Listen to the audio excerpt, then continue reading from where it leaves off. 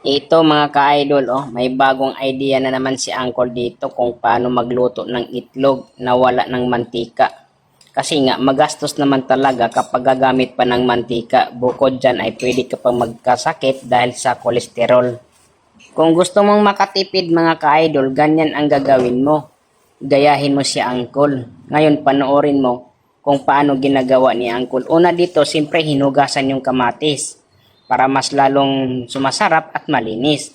Tapos hihiwain yan mga ka-idol. Tapos meron pang sibuyas. Tapos yung kamatis, hiniwa ito ng maliliit.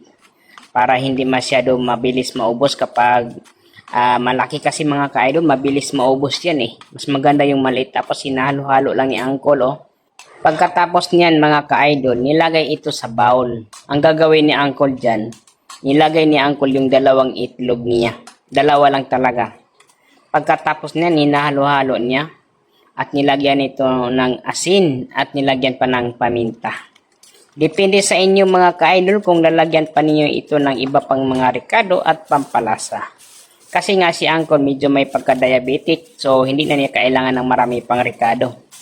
Ang ginagawa ni Uncle dito mga ka-idol, gagamit lang siya ng plastic na manipis. Ito yung plastic labo, hiniwa lang no, para mas lalong lumapad. Pagkatapos niyan, medyo natuyo na yung kanin. Ang susunod naman yan mga ka-idol, nilagyan ito ng plastic labo sa ibabaw at nilubog yung puwit ng baso. Ayan. Ngayon magkaroon ito ng butas mga ka-idol. So dyan ihulog yung mini-mix na itlog kanina. Kailangan siguraduhin ninyo ay malalim yung butas niya. Kasi pag mababaw yan mga ka-idol ay baka pagbalik mo ay nawawala na. Ayan mga ka-idol. So i-estimate na lang ninyo kung ilang butas ang pwede nyo lalagyan. Kung maraming butas, siyempre mas maraming itlog ang inyong gagawin.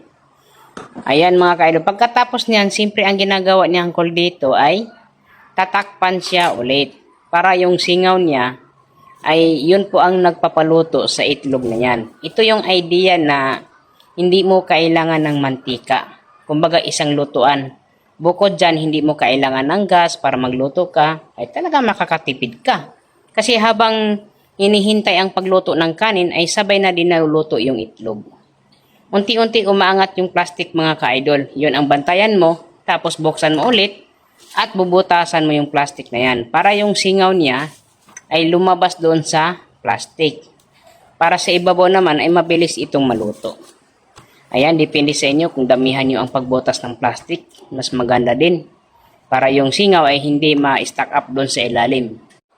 After ng 5 to 10 minutes mga ka-idol, iyan na naluluto na pati sa ibabaw niya. Para na siyang pancake titingnan mga ka-idol kasi nga malalim yung pagkabutas kanina.